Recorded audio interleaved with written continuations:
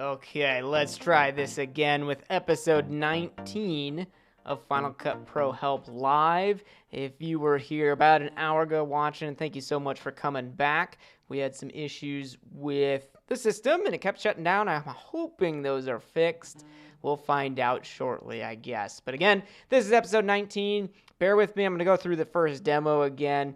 We're going to cover 5 things. We're going to talk about how to insert objects into a video, basically splitting that video apart to put something into the video that wasn't there before.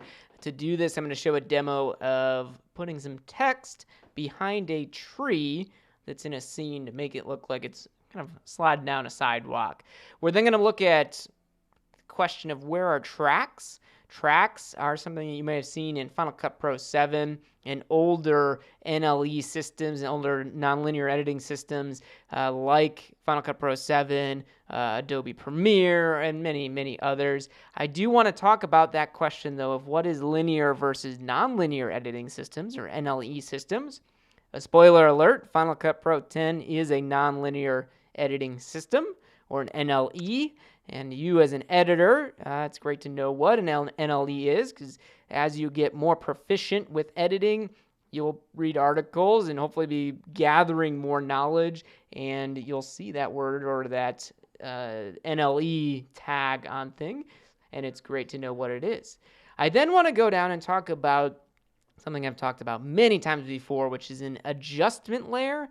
I'm going to show you in the demos here on the show how you can download a template for free from anawesomeguide.com, how to install it, how you would use it, and then we're going to end the show with a trip to the Final Cut gym. I'm going to give you some steps you can use to work out those muscles and get more proficient with it. So thank you so much for tuning in. Let's dive right into it with how to insert objects into a scene. And to do this, I'm going to start with an empty Final Cut Pro 10 interface, and I'm going to create a new library, everything from scratch, hopefully give you some tips on how to set up your system, because I know a lot of you are newer to this, and I want to make sure that you are doing some of the little steps correctly. Now, if you are a user of an older version of Final Cut or something else, you may not like using libraries, which are simply containers for projects, events, and other things that you do inside of Final Cut. And that's okay. You can still organize just like you did with Final Cut Pro 7 in the Finder. You can organize all of your clips and media into folders, manually doing that work. That's totally fine. And then you can import that work into Final Cut Pro 10, which will allow you to bring that stuff over. So let me show you how to do that. Now, if you're in an empty Final Cut Pro 10, you're going to start by clicking on this Open Library button. You can also go up to the File menu to do that. You're going to see some libraries here. In my case, I have a couple that I've been using over the past year or so. You may have no previous libraries, and that's okay too. And in this case, we're going to create a new library. So I'm going to hit the New button. It's going to bring it up, and notice how it says Save as Untitled. Please take the time to name your libraries. Nothing should be called untitled, especially when I get direct messages from people who have problems. If we go into troubleshoot and everything's called untitled, it makes things a lot more difficult to explain what's happening. So it's great to name these things. You can always change the name later, but at least start out with something. And if you try to save this on your desktop, you may get this message that says this document can't be saved to iCloud Drive. That is something that you should just be aware of. If you're using iCloud, Final Cut Pro 10 libraries don't get saved onto iCloud. So in this case, we're just going to save it to the movies folder, which is fine. And I'll hit save. And now we have our new Final Cut Pro Help library, which has these 4 icons. It created a new empty event with today's date on it, and I'm ready to import some media, so I'm going to click Import Media.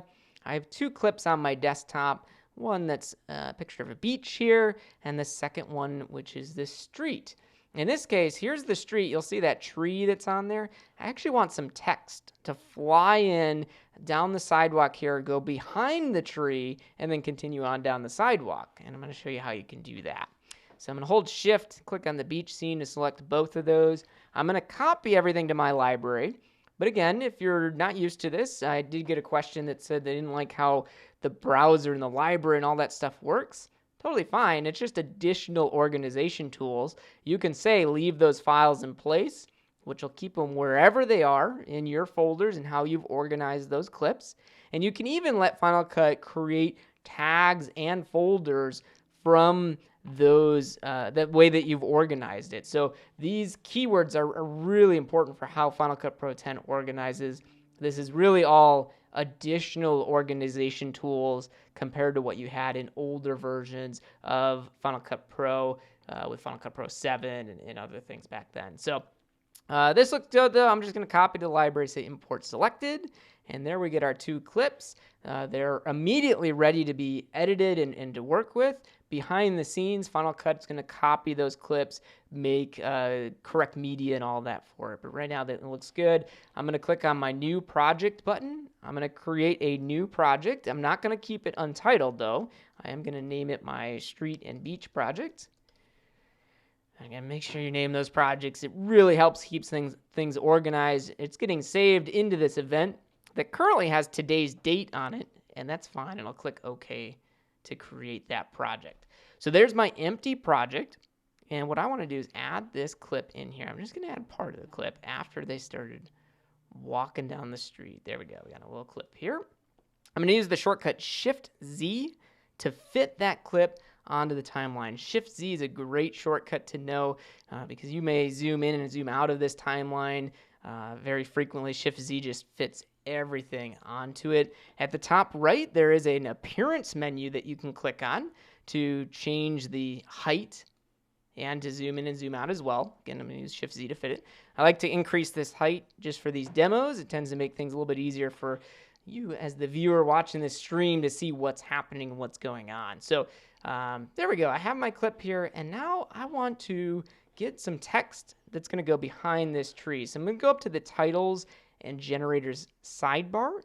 I'm going to grab the basic title and drag that right on to my clip here. And I'm not dragging it on it. I'm going to drag it right above that clip. That's a very important thing. It's got to go above. And I'm going to drag this purple line, which represents that title, all the way to the end. So now with that title selected, I can go up to the inspector, which is at the top right section here. If you don't see it, you can use the shortcut Command 0 to rearrange the interface to show that inspector, and with it selected on the timeline, it comes up there at the top right. And then I'm in right now, you notice these little tabs up here. I'm in the second tab here, and this is kind of our text inspector. That's all for working with this title. So I'm going to change the text. Why not put the brand on it, right? App Final Cut Pro Help. I'll increase the size of it. I'm going to change the font. We'll make it a little bit bolder font so that it stands out a little bit there. And I'll scroll down on the inspector to my face. If you don't see all the options for face, just go to the right side. You see a little show button comes up. Click that show button. Click the color, and we'll go ahead and change that color. I'll make it like a lighter blue, almost green there. And now I'm going to switch over to my video inspector here. This is on any clips that you have here, but this allows you to change things like the position. You can do this either over here or using the tools that are on the bottom here. But I like to do it right in here with these numbers. It's going to be really easy to animate. But notice how each of these letters are actually in front of this tree that's back here. This is the effect that I want to create. I want it to make it look like the text is behind that tree. So how do we split up this clip so that we can move the tree and put the text behind it? Well, you can't actually split up a video clip in that way. This was recorded. It's all kind of flat in there. There's not layers to this. So we have to manually create a new layer. So to do that, hold down the Option key on the keyboard. Click and drag this clip directly above the title. Just keep going up until that text goes above the title. You'll see the little purple line is going to drop down. Now, you can see it's not doing it for me. I go all the way up. It's not going up. That's totally fine. I'm going to drop it here, and then I can just click and drag the purple title there below that clip. I might have made these a little bit too tall. So there we go. We have the layers we need. And now we need to say that in this top clip, we want only the tree to be in that top clip. So with the top clip selected, I'm going to go into my effects browser over on the right side, which is the second icon from the right on this middle toolbar. And I'm going to go on the left column into the masks category. And here's my draw mask effect. And you can just drag this right onto that clip. Now next, we're going to click a couple times to create the mask around that tree. And I'm just clicking a couple times. Apologies for the loud noises outside. We have some landscapers in the area. And then when I close that last point there, it closes that gap, and now we have these little points right around the tree. Don't worry if it's not perfect. This is just trying to get a rough mask around that tree. Now I can then go back in my zoom up here at the top right, and I'll zoom in maybe 200%. There's this little window that shows up on the right side. You can just click and drag that over so that we're by the tree. And now I can adjust these points so that they're right up against the tree and in a good spot there. Now, if this is the points that you've added, if there's not enough points there, just hold down the Option key on the keyboard and click on the red mask there. This will add additional points that then you can use to move and adjust so it gets right up against that tree. Make sure that you're right on one of the points though. If you do grab the line there, it'll actually move and can move the whole point instead of just the one little point you wanted. It can move them all at the same time. The other part of this is you can control click or right click on a point and you can change it from linear, which is just a straight line, into a smooth line. And if we click on smooth, now we're creating more of a rounded point around whatever we're trying to mask. In this case, it's the tree trunk, but whatever you're masking there, you can use the rounded points to really make it really tight up against that tree or whatever the object is.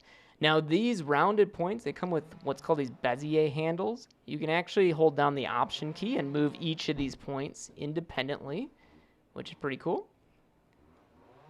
And then, there we go. So that's probably pretty good. I'm going to hit the Shift-Z shortcut, just like I did on the timeline. You can actually do it right up here in the viewer as well.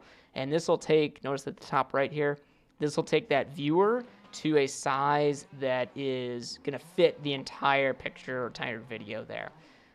Cool, so that's it. That's all we have to do, and we've created that. If I select the title, you'll notice that I can move this title either up or down or left or right. In this case, we want it to slide across, and it looks like that text is going right behind the tree. And the more time you spend with that mask, the cleaner that look is going to be. So that's pretty cool, right? And then I'm going to do the same thing on another clip. Let's go over here to my beach clip. We'll just select part of this and click and drag it down onto the timeline. I'm going to use another shortcut, which is Option W, to insert a gap clip just to separate these a little bit. And have control of your magnetic timeline. It makes it much, much more easier if you can navigate around to the timeline with those gap clips and adding things in. And then same thing as before, I'm going to hold Option to make a copy of this clip, drag it up, and then I'm going to add the draw mask to that clip. And in this case, we're going to mask out the girl so that some text can go behind her. And I usually try to start out with less control points. I've actually added a lot here for this one, but I usually recommend starting out with as few control points as you can and then add more in later. And now I've changed around how I added these, but now I'm going to go back and add in my basic title, drag it right underneath the top clip. We'll shorten it. This is a shorter clip. And then here's my title or my text. And we can go into the title inspector and do the same thing that we did before. Make it a little bit bigger. Let's change the font. And same thing as before. We're going to make it bold so that it really stands out. And let's change the color I can change it. If I wanted to match a color that's in the scene, I demoed this earlier, there's actually this little eyedropper. You can click on that and click on any color that you see either in your scene or anywhere else on the screen, which is pretty cool. So if I wanted to match the blue of the water, I could click that, and it's kind of gray. I don't really like that. So maybe I want the color of the beach. That just blends right in. Obviously, that's not going to work. So maybe we want to try like more of a peach color, like her shirt. I can go in and find that color, click on it, maybe make an adjustment here to it. And now we've matched that color, and notice how our text can slide right behind her, which is pretty cool. Now this clip, the reason I wanted to use this one is you'll see that that clip is actually moving. The camera's moving, so our mask needs to move as well. And just so that you know, you can go into the inspector with that clip selected, and you can actually use transform or control points, these little categories here, to add keyframes and actually animate those masks. And this is something that if you're a little bit lost, I don't blame you. There is so much with these masks and these types of effects. But in this case, this is a very simple tracking shot that goes across. So the mask looks pretty good on this frame. So I'm going to actually add a keyframe, which is the little diamond on the right side, to the position of that mask.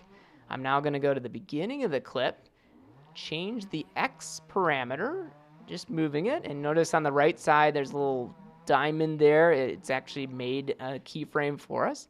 And I'll go all the way to the end of the clip and do the same thing. I'm going to move that mask so that it is in the correct spots for the end of this clip, which is probably right about there, and it's added the keyframe. And now if I just skim across this clip, notice how the mask is moving across so that our animated title there looks pretty good without anything selected.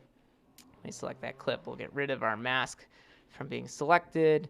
We can see that that text goes behind it. So that's the first thing I wanted to cover, was just how can you go through and kind of place an object into a scene. In this case, it was some text, but you could do this with anything. The person that reached out and sent me a message on Instagram asked how they can add a portal. They actually had a video of a portal into a scene. So it looked like there's kind of a track or a pathway on the clip, and they wanted a portal at the end of that pathway. We did it in this exact same way. We used the draw mask to mask where that portal was going to go, and then we were able to put it right into that that location on the clip. So pretty cool thing that you can do there with it. Now the second question I had was really around detaching audio and making layers. And this is someone that was more familiar with the older versions of Final Cut, and so they were used to having tracks and be able to control audio tracks and all of that. So it's actually all in Final Cut Pro 10 as well. It's just the magnetic timeline is the main feature of Final Cut. So for those of you that like to edit with tracks, and specifically your audio tracks, it's in there. You just have to enable that, because most people these days are not editing with tracks in Final Cut Pro 10. They prefer the magnetic timeline. And the reason for that is the magnetic timeline is super powerful in how it can control things. So let me delete these clips here. I'm gonna actually create a new little layout here, just with our clip here that has some audio on the bottom of it. I'm going to increase the size of the waveform using my clip appearance just so you can see those, because we're focusing more on the audio here. So the first thing they were asking is they were having a hard time detaching audio. If you must detach audio on a clip, you can right click or control click on it, and there is an option to detach audio. Control Shift S is the shortcut. And now when you detach the audio, this audio clip is completely separate from the video. So you can certainly do that in there. Now, if we wanted to add additional audio to this, I'm going to go up to my sidebar here for the photos and audio sidebar. Specifically, I'm going to go into sound effects. And Final Cut includes a ton of sound effects built in. And we're going to add some of these just to have some additional audio clips on here. We're not actually going to play this audio back. You don't need to hear it, but this is what it looks like when you have multiple audio clips added to a project. And you can still move these around wherever you want. This is how you can get your clips in here.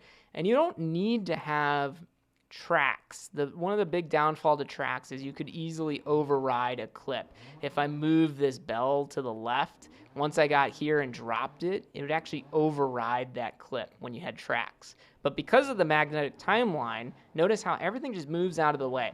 When you drag this audio around, as you rearrange it, it just moves around. It's going to flatten everything so that those clips don't ever override or erase other clips that are on there.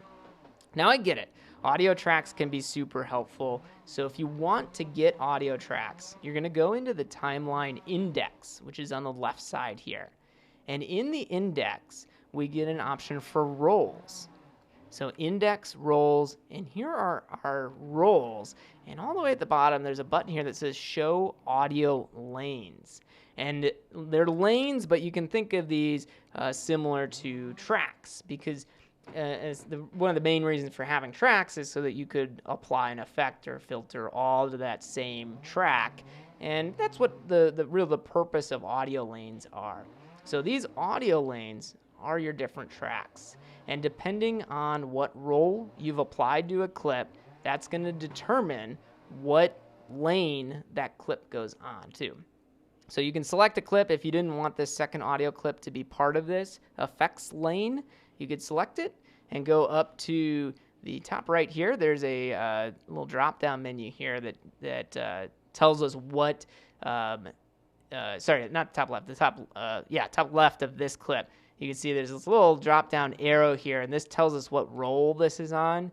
You can do it up here. You can select it over on the left. You can say edit roles to see a whole window of all of your roles here. There's all kinds of different places you can go to do this. You can even just right-click or control-click on a clip, and there's an option here that says assign audio roles, and you can change it right in here. So you can go all over the place to change these roles. Maybe this is going to be music. I'm just going to go and change it to music, and notice it puts it on its own lane. So now we have our top lane here, which is dialogue in blue.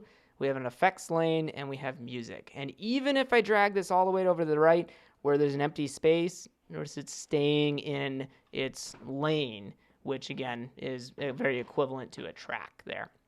So that's how you can get the kind of your audio tracks back there. And the other part of it that came up with this is they were using markers as well, just by hitting the M key to add markers.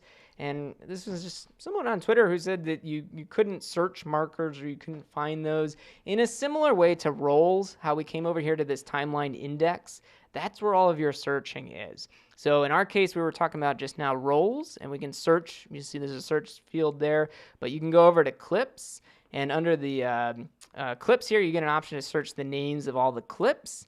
And then I just added a couple markers to the project, which are tags. So if I click on that tags, I see those different markers. If you hit M and then M a second time, just like in Final Cut Pro 7 and older versions, you can name that marker. You can even change it to a to-do item or a chapter marker, all kinds of options that you have in there. Now, in addition to markers at the bottom, there's also keywords. There's the analyst that happens on import. You can mark things, like I said, as to-do items or chapter markers. There's all types of ways to use markers and really organize your timeline to make it easier to find stuff. And then one of the coolest things that I like about this, I'm just going to zoom in really close here, is you can use this to navigate. If you click on any of these markers, notice it jumps right to where that marker is on the project. So you can navigate a really long project using this. I've had projects that have been close to 2 hours, some over that in length, and you do it all right here. You can use this to navigate and jump around the project. So that was the second thing that I had that someone reached out to me, is they wanted tracks back. But one of the main reasons you have Final Cut Pro 10 and the reason they recreated it is to get rid of tracks, because they kind of did everything that they could with it. So if you really need your tracks back, with audio, you have audio lanes that you can turn on here. It's really not a reason to have it for the video side of it, but you can do the same thing and tag things with video, and then on your video roles, you can enable them, disable them, just like you would with tracks. But if you're still like really against the way the magnetic timeline works, Final Cut Pro 10 may not be the app that you should be using for editing video. I mean, you might want to go and switch over, check out things like DaVinci Resolve or Adobe Premiere, any of those ones. You lose a lot of the benefits of Final Cut Pro 10 by going to those apps, but you can certainly do that. That's your choice. But what is the difference between a linear and a nonlinear editing system? We'll move on to question 3. Very simply put, this one's not going to be a long one. This timeline, we've been moving things around. We've been using Shift-Z. We've been able to move something over here, move this over here. We can do all kinds of different changes really quickly because we're on a digital nonlinear editing system. Linear, you can think of it just like a line. You're editing from the start to the end. Video and film started out with actual physical film strips. If you've never seen one of those, look into it. And with these film strips, in order to do editing, you actually had to physically cut the film strips and move these strips together. So you were really just trying to build a new film strip out of the ones that you already had. And you were essentially doing this straight through. You had to do things in a linear fashion from start to finish. In a straight line, and that's what linear editing was. It was very, at this point, it's very archaic, but it was a very thorough process. You had to really understand your footage, and there were definitely some benefits to it. And I would recommend looking into how things were edited before these nonlinear systems, because a nonlinear editor like Final Cut Pro 10 basically makes everything digital, allows you to put things anywhere you want, gives us the power to be able to put in keywords and organize things. So I did get that question through Instagram. They just asked, what's the difference between a linear and a nonlinear editing system? And what it comes down to is your control. So a linear system, you have to edit from start to finish. You have to edit kind of in a straight line. In most cases, you have to put these physical film strips through a system that would cut it. And it was one of those things that, I did it really early on in my career with editing, and I'm so glad I'm not going through that, because a nonlinear editing system like Final Cut Pro 10 allows you to edit in any order that you want to edit. So that's the big difference. Final Cut Pro 7 was one of the first nonlinear editing system. You have Avid, there's a couple others, but those are some of the early ones. And now Final Cut Pro 10 kind of reinvented everything a few years ago and is really a newer way of looking at it and getting further away from the linear concepts. So in a summary, a nonlinear editing system is your current editing apps, NLEs. That's what we're looking at right now. So the next thing I wanted to cover really quickly is how can you download and install the adjustment layer template. So let me do something first. I'm going to do Command-0 to rearrange my interface here, get back to the standard layout without the timeline index and any of that stuff. And one thing you'll notice is Final Cut Pro 10 does not include an adjustment layer in it. If you go into the effects browser under titles, we have this Final Cut Pro Help category that actually includes an adjustment layer. And I'm going to show you how to add this to your Final Cut Pro. Because the benefits to an adjustment layer, if we click and drag this down onto the timeline, you'll see nothing has changed. But I can select this adjustment layer. I can go up to, let's go into the effects browser. And I'm going to add just a color effect here. We'll just make it black and white.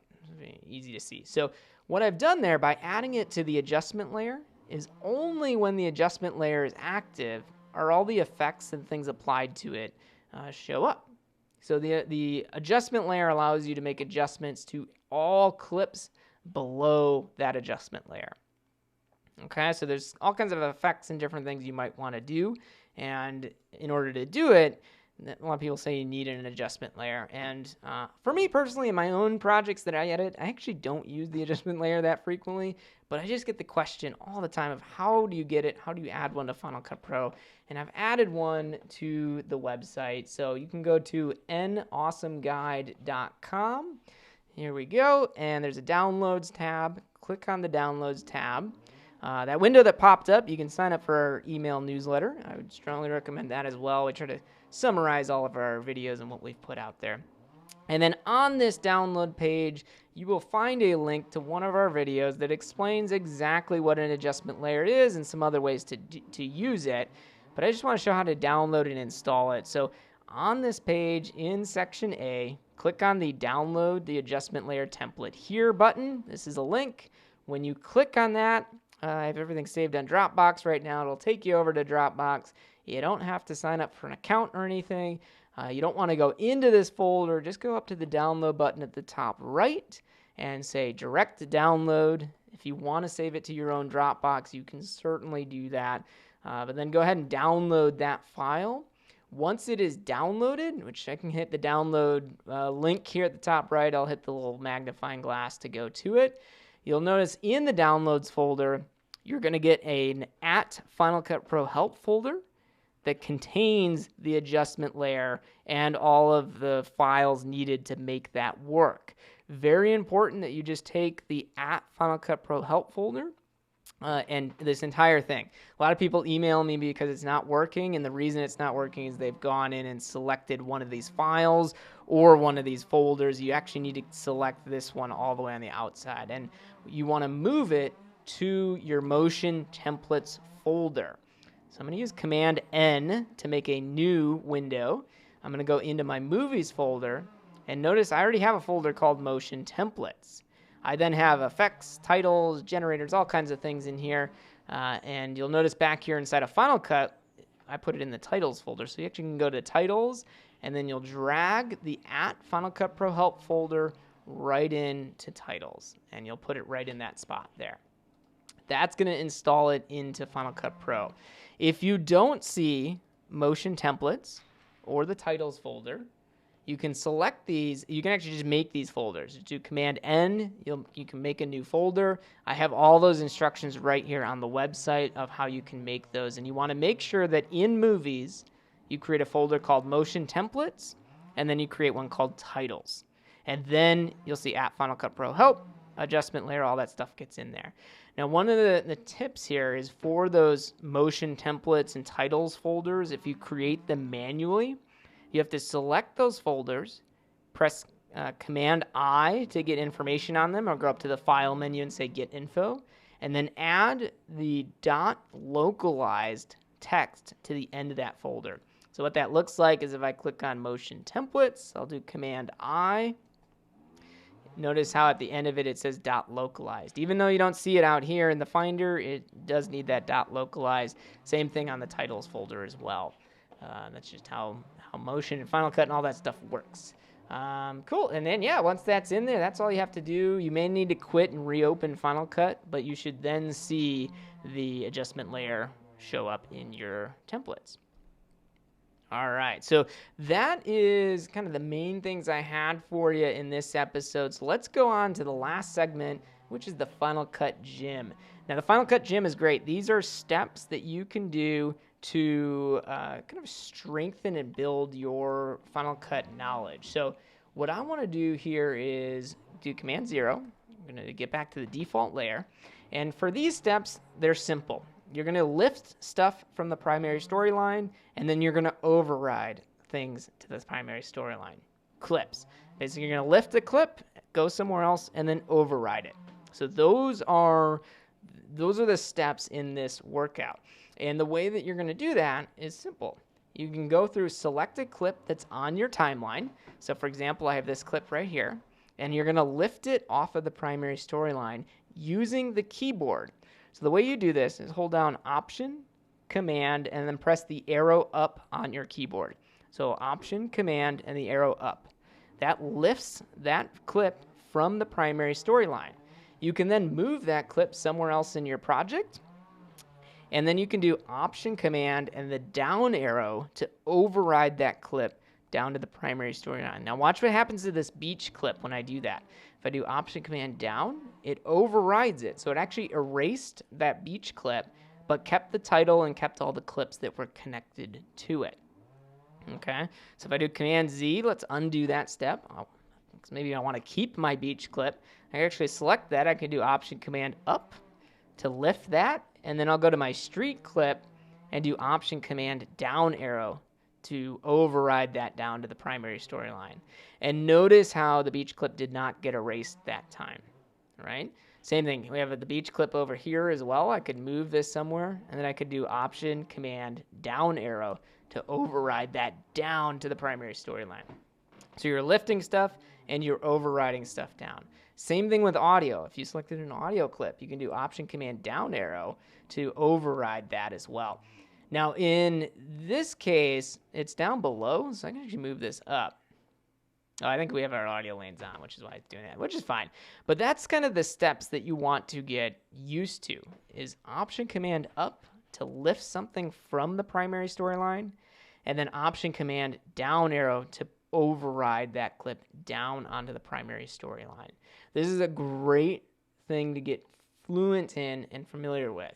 And go ahead and just add more clips to your project and build it up. This is something you shouldn't do on an active project. This should be something that you just practice with, because the more comfortable you get with moving around and navigating a project, and especially moving clips, the stronger you are going to be as an editor. So if I put on a bunch of clips there, I want to lift every other clip. I could select multiple clips here, Option Command up. Notice how it lifts both of those clips. I could move them somewhere else, Option Command down to override them down onto the primary storyline. And because the clips that were there were audio clips, it actually just pushed those down off of the primary storyline. All right, move this one over, Option Command down arrow, overrides it down on the primary storyline. You can try it with titles, with anything else. You'll see what happens with those. So that is this workout in the Final Cut Pro gym. Pretty simple. Final Cut Gym is just for these simple, repetitive tasks, but it actually makes you a better editor if you get used to doing those. So go ahead and try that out on your own. Spend at least 2 or 3 minutes just Option Command up arrow to lift things from the primary storyline, and then do Option Command down arrow to override things down onto the primary storyline. All right, I don't see anything in the chat here, so that's going to be it for this episode of Final Cut Pro Help Live. Just to summarize what we looked at about 5 things. We looked at how to insert objects, in this case text, into a video. You can use those masks and everything that we looked at there on video as well. We talked about audio a whole bunch and how you can get audio lanes enabled to simulate what tracks would have been in an older system, and we talked about the older systems of linear systems compared to nonlinear editing systems. I showed you how to download and install an adjustment layer, and then we spent a quick moment there in the Final Cut Gym, and you're gonna now go and do your own workout, lift some things from the primary storyline, and then override clips onto the primary storyline. That should be something that you are very fluent in after going to the gym here. If you haven't already, go ahead and hit subscribe on this channel. Make sure to hit the bell so that you get a notification next time we go live. Again, if you tuned in earlier today, thank you so much for coming back. I know we had some technical difficulties with that episode, but I think we got everything in that I wanted to, which is great. Follow us at Final Cut Pro Help on Instagram. I know that you have tons of questions that I did not answer, so send me a direct message on Instagram using at Final Cut Pro Help, or send an email to finalcutprohelp@me.com. Make sure to download that adjustment layer from anawesomeguide.com. Otherwise, that's it for this episode 19 of Final Cut Pro Help Live. We'll be back next month, and of course, we'll be uploading new videos, so make sure to subscribe.